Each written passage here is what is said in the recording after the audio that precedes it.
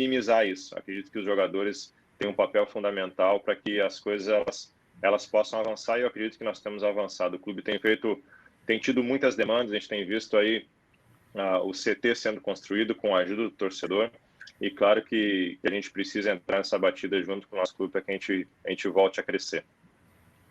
Facincani, rola mais uma bola aí com o Fernando Miguel. Na sequência, Paulo Lima, vai você. Vamos lá, primeiro Facincani.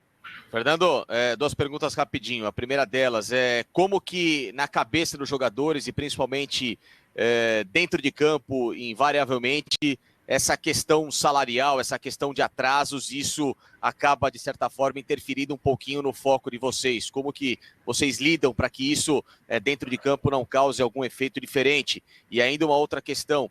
Em que nível que está o Vasco em relação ao principal rival Flamengo ou aos rivais do Rio de Janeiro, né? Falava-se muito naquela história de segunda força, terceira força do Rio, tal, que o Flamengo é a força soberana. Onde que você coloca o Vasco em relação a Botafogo, Fluminense e obviamente, o próprio Flamengo? Bom, em relação a essa questão do clube, eu não sou daqueles atletas que ficam olhando muito para a casa do vizinho, não. Acredito que os nossos problemas, eles precisam ser encarados, eles precisam ser compreendidos, mas a gente precisa fazer com que ele ande paralelamente ao nosso futebol, ao nosso desempenho, ao nosso dia a dia, porque se você começar a fomentar muito esses problemas e querer ser o pai das soluções, acredito que você acaba trazendo problemas para dentro de campo. Acho que nós temos um grupo bastante maduro, junto na liderança com o Castan, para que a gente consiga, como eu falei na resposta anterior na pergunta da Renata, que a gente consiga ser parceiro do clube. Como eu falei, eu vou frisar de novo, o Vasco só não precisa só de bons jogadores, eles precisam de atletas que queiram ser parceiros desse processo de reconstrução do clube. E tem sido assim até aqui. A gente tem visto que a gente tem esperança de que as coisas elas se amenizem, de que que soluções elas sejam encontradas para essa questão financeira, para que não atrapalhe dentro de campo, né? Mas é preciso ter um pouco de habilidade para que isso não entre. Então, a forma que a gente tem colocado, que a gente tem encontrado, procurando focar naquilo que é mais importante, que é o nosso rendimento, que é o papel dentro de campo, e para que as coisas fora de campo, elas se encontrem soluções através da diretoria, né? Em relação ao nível, acredito, como eu falei antes também, em relação à nossa partida contra o Macaé, a evolução que nós tivemos. O nosso ponto de partida precisa ser nós mesmos, aquilo que a gente tem feito, perceber aonde a gente tem avançado, onde a gente precisa avançar, e eu tenho visto o Vasco avançar.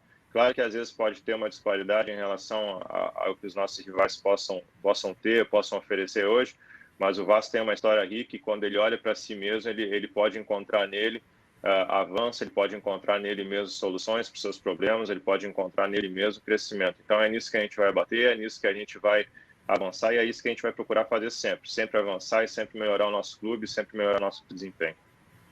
Ô, Fernando, eu vou seguir aqui o protocolo do relator Felipe Facincani e também vou emendar duas perguntinhas para você. A primeira, é evidente que eu vou para um passado bem distante, né, para os grandes chutadores do futebol brasileiro, como Nelinho, enfim, Rivelino, Neto e tantos outros que deixaram os goleiros atordoados na hora de uma cobrança de falta, na hora de uma cobrança do pênalti. Você, quando vai enfrentar esses caras hoje, na sua realidade, 17 anos de profissão, né, com o início lá no Sul, quem são esses nomes que, quando você olha no campo de jogo, você fala assim, lá vem esse petardo de direita, lá vem essa bomba de esquerda, que eu vou passar um aperto para fazer uma defesa. Eu queria que você explicasse isso para a gente, até esmiuçando nomes e como é que você se comporta em relação a isso. E o outro detalhe, você enalteceu agora o trabalho do Ramon. E nessa sua trajetória do futebol profissional, com passagens em grandes clubes, quem foram ou quem são ainda, na sua memória, os técnicos que te marcaram muito numa boa gestão, numa boa conversa, ou até mesmo naquela coisa do ombro amigo? Fernando, por favor. Bom, em relação aos caras, tem muito cara de qualidade no Brasil hoje. Eu vou destacar um, talvez, aqui, que ele pode ser imprevisível, o goleiro ele precisa estar sempre atento, é o da Alessandro, do Internacional. Ele, em qualquer parte do campo, com a categoria que ele tem, com a qualidade que ele tem naquela perninha esquerda dele, o goleiro precisa estar sempre atento. Tem, talvez, lá no Vitória hoje, claro que ele está na Série B, mas que ele é um jogador bastante conhecido, que é o Carleto. É outro que é um animal para bater na bola, então... Em bons atletas, bons jogadores, o Danilo Barcelos também aqui no Vasco ano passado tinha esse potencial. tem muita gente, cada um com a sua característica, e hoje as bolas, elas dificultam ainda mais as nossas ações, né? Fazem bastante dificuldade. Em relação aos treinadores, eu vejo um crescimento muito grande em relação a ideias, em relação à forma das suas equipes jogar. E na minha carreira, talvez eu teria alguns para destacar em alguns sentidos, talvez em sentidos diferentes, mas com suas peculiaridades bem marcantes. Ney Franco, com a tranquilidade que ele tem, com a lucidez que ele tem para conduzir seus elencos. Vou colocar aqui no hall de cima, na mesa de cima, o Lisca, que para mim é um treinador que tem um trabalho de campo fantástico, que me ajudou muito, me fez crescer muito no tempo que nós trabalhamos junto no Juventude. O Ramon vem chegando agora com muitas ideias, a gente espera que a gente consiga colocar dentro de campo para que se potencialize isso. Só tem uma forma da gente construir, da gente valorizar o trabalho de alguém, é colocando em prática as ideias que eles propõem para a gente, né? Eu não posso também deixar de fora o Mancini, que foi um treinador que eu passei no Vitória. A gente teve mais de 150 jogos com a camisa do clube, e 70% desses jogos foram sob o comando dele, e a gente cresceu muito e pôde ajudar o Vitória a se livrar de bons bocados no tempo que a gente teve junto lá. Ô, Fernando, você tem elogiado bastante aí, você já falou do trabalho do Ramon Menezes, né, que os jogadores estão assimilando as ideias, isso daí a gente tem que pegar como referência, eu preferi pegar como referência o próprio Vasco, né? Eu vi evolução, independentemente do adversário, eu vi evolução no time do Vasco e na organização tática do time em campo. A gente está vendo números do Fernando Miguel na tela. Queria que você falasse também desse processo com o grupo, né? Porque a gente via, antes da paralisação, por exemplo, jogadores como Bruno César. Bruno César chegou a treinar separado do elenco, estava descartado, né? E, de repente, o Bruno César volta a ser utilizado, visivelmente mais em forma, né? E é um jogador que, tecnicamente, a gente sabe que pode agregar muito. O próprio Cláudio Vinck tinha a situação parecida já sendo utilizado nesse jogo contra o Macaé. E o Felipe Bastos, que não só foi utilizado, mas também mostrou uma evolução importante, né? Um jogador que fez uma boa partida. Queria que você falasse também desse processo, da chegada do Ramon Menezes e a integração, a reintegração desses atletas, Fernando. Bom, eu acho que a gente precisa partir pelo princípio de que o futebol ele passa por construções ou reconstruções constantes, né? A gente, em 2018 para 2019, a gente teve uma mudança de elenco bastante significativa também. E talvez naquele momento de 2018, nessa transição para 2019, a gente teve um desempenho completamente diferente do que foi a transição de 2019 para 2020. A gente, em 2019, a gente foi rapidinho só para relembrar, a gente foi com o Valentim, a gente foi campeão invicto da Taça Guanabara, chegou na final da Taça Rio, chegou na final do Campeonato Carioca e vinha com desempenho satisfatório até meados de maio, por ali. Esse ano a gente começou muito mal. Essa reconstrução ela teve um processo um pouco mais lento, com um pouco mais de dificuldade. Muitos atletas saíram, muitos atletas chegaram, alguns eles estavam fora dos planos, na hora que veio voltaram para os planos. Então tudo isso passa e faz parte de um processo de reconstrução. E a gente precisa ter equilíbrio, ter tranquilidade para entender tudo isso. Fico muito feliz com a evolução do Felipe, com a reintegração do Bruno, do Vinck.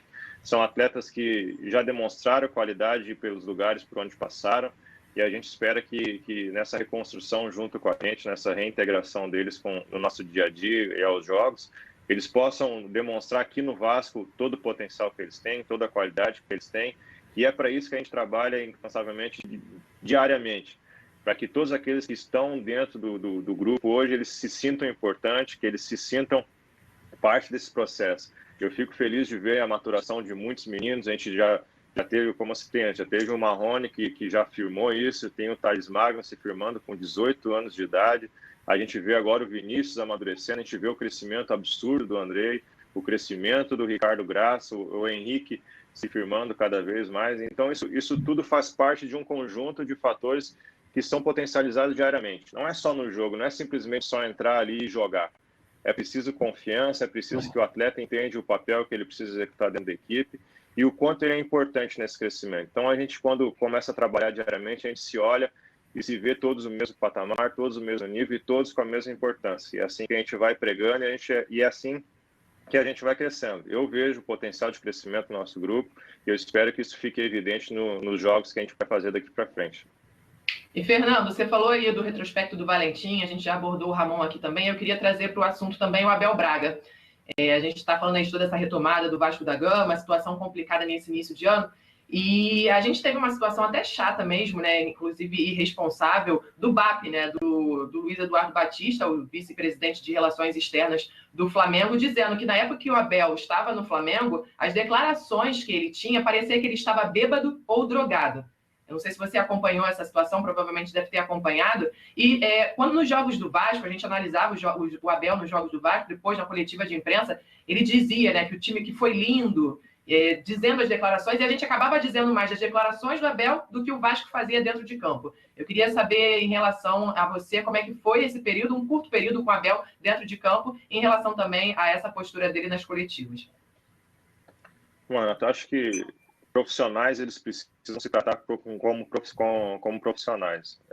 Precisa se ter respeito, independente se você atingiu os objetivos traçados ou se você não atingiu. Acho que o respeito ele precisa estar acima de qualquer resultado que se tenha.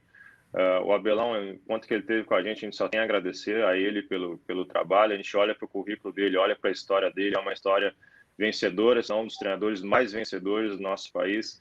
E é preciso se ter respeito. Eu acredito que isso é um norte que se tem que ter entre a gente. Eu acredito que não só entre dirigentes, jogadores, comissão técnica, mas também entre todos do circo, entre imprensa, atletas, entre todos. Acho que o respeito é o que precisa nortear as relações de todos, independente dos objetivos alcançados ou não. Então fica aqui o meu posicionamento de maneira agradecida ao Abel pelo tempo que a gente passou aqui. A gente não conseguiu atingir o resultado que ele queria, o resultado que nós queríamos. Eu vejo também que isso fez parte desse processo de reconstrução pelo qual nós passamos, e o futebol brasileiro ele cobra de todos resultado. Infelizmente não teve e acabou tendo essa troca, mas fica aqui a nossa gratidão pela postura, pelo comportamento que o Abel teve com a gente aqui, sempre no sentido de fazer as coisas acontecerem e darem certo. Se elas aconteceram ou não, isso é um outro assunto. Paulo Lima. Opa, vou emendar uma. O Fernando Miguel, você me dá a oportunidade de falar de respeito, de educação e, acima de tudo, de civilidade, para estender, né, essa sua palavra, essa extensão às redes sociais de hoje, né? Porque é uma falta de respeito, é uma falta de educação, uma falta de civilidade que a gente tem que conviver. Mas, enfim, como eu costumo dizer aqui, né, quem paga meu salário é meu trabalho, né, a nossa credibilidade no dia a dia de todos nós que estamos trabalhando aqui, e as redes sociais passam e nós continuamos por aqui. Para falar em credibilidade, tem que falar de Antônio Lopes. Você está convivendo com ele, acho que pela primeira vez aí no Vasco da Gama, né? Setentão Antônio Lopes, personagem pentacampeão do mundo, vitorioso onde passou, profundo conhecedor dos bastidores do Vasco da Gama. Como é que tem sido essa convivência com o Lopes, né? Acima de tudo, porque por mais que ele fique fora do campo, o delegado, como a gente conheceu ele lá no início dos anos 70, o Lopes era firme e, até certo ponto, de autoridade, né? Vocês estão sentindo isso lá em São Januário, Fernando? Olha, o Lopes, eu tive o primeiro contato com ele agora, foi no sábado à noite, na concentração, e eu disse justamente para ele sobre isso, o orgulho que eu tenho de trabalhar com um profissional com a história que ele tem, a credibilidade que ele tem, e a gente fica feliz de ter ele no nosso dia a dia, exercendo uma função diferente do qual ele era habituado, que era como técnico, mas não menos importante. Acredito que todas as posições elas precisam ter o seu papel compreendido, e a gente espera que o Lopes, naquilo que ele for fazer dentro do Vasco, ele possa, com a experiência que ele tem, nos ajudar a andar por esse caminho árduo e difícil que a gente tem pela frente, né? Mas o Vasco ele tá se cercando, tem se cercado de bons profissionais, com credibilidade, com respeito, e que vestem a camisa, que compram os compromissos independente das dificuldades, independente das pressões justas ou injustas que sofrem, mas todos aqui têm trabalhado no sentido de apontar para a mesma direção, que é o sucesso, que é a retomada, que é a construção, que é a evolução, que é a melhora do clube. Acho que isso é o mais importante nesse contexto todo. Fernando, já agradecendo demais sua presença aqui no Bom Dia Fox, é uma pena, papo muito bom, você se posiciona de forma muito clara, tem ideias muito bem definidas, mas é o tempo, né? A gente tem que encerrar esse bate-papo. Mas não sem antes uma curiosidade aqui, Fernando. Essa quarta-feira é uma quarta-feira histórica, né? Que pode mudar muita coisa no futebol brasileiro. Estou falando aí dessa MP, né, do governo federal, que concede o direito a clubes mandantes de negociar e transmitir seus próprios jogos, né? Tem a situação do Flamengo, contra o próprio Boa Vista nessa quarta-feira. Qual a sua opinião sobre isso? Vocês estão otimistas que isso possa abrir mercado, expandir aí o poder de arrecadação dos clubes? Como é que vocês, jogadores, no seu caso, como é que você está vendo essa situação? Bom, Sam, eu não sou uma pessoa que gosta de ficar dando opiniões de assuntos que não domina e que não percebe a profundidade real dele, né? Eu não consigo perceber e não consigo entender muito bem, para mim não é muito claro todas essas ações que têm acontecido. Então, eu prefiro me manter reservado e não fazer nenhum tipo de comentário a respeito disso. Mas uma verdade é que o futebol brasileiro, ele se tentou por muitas vezes se criar, se construir uma relação onde todos se beneficiem, mas eu nesse tempo todo que eu tenho de carreira, isso nunca foi claro para mim. Acredito que cada um sempre lutou pelos seus objetivos, pelos seus interesses, e talvez é isso que a gente está percebendo que está acontecendo agora. Muito bem. Fernando, boa sorte, hein, para o Vasco. Vai precisar nessa quinta-feira. Tem que bater o Madureira e torcer pelo tropeço aí do Volta Redonda. E que o Vasco tenha mais uma boa partida, como fez contra o Macaé. Abração, Fernando. Luciano, um abraço para você, para todos os participantes aí, o pessoal que está nos assistindo, e que dias melhores venham, dias mais leves, de alegria, e que a gente consiga começar a caminhar e caminhar cada vez mais seguro em direção à normalidade, que é o que toda a sociedade no mundo deseja nesse momento, né? Um abração a todos aí, cara. Um abração, que assim seja, tomara. É isso aí, batemos esse papo ao vivo com o Fernando Miguel. E olha, uma rápida parada no Bom Dia Fotos não para por aí não, hein, Renata? Já com a gente teremos mais um convidado. E olha, um convidado muito especial. Vamos bater um papo ao vivo. Fala, pessoal. Para você que não acredita que dá para ganhar dinheiro com a internet, eu tô aqui novamente para mostrar para você que dá sim para ganhar dinheiro sem você sair de casa. Olha quanto que eu já ganhei nesse mês. Tá vendo? E você que quer trabalhar no conforto da sua casa, tendo apenas um celular ou um notebook com conexão com a internet, clica no link que vai estar na descrição desse vídeo e aprenda também como ganhar dinheiro sem sair de casa.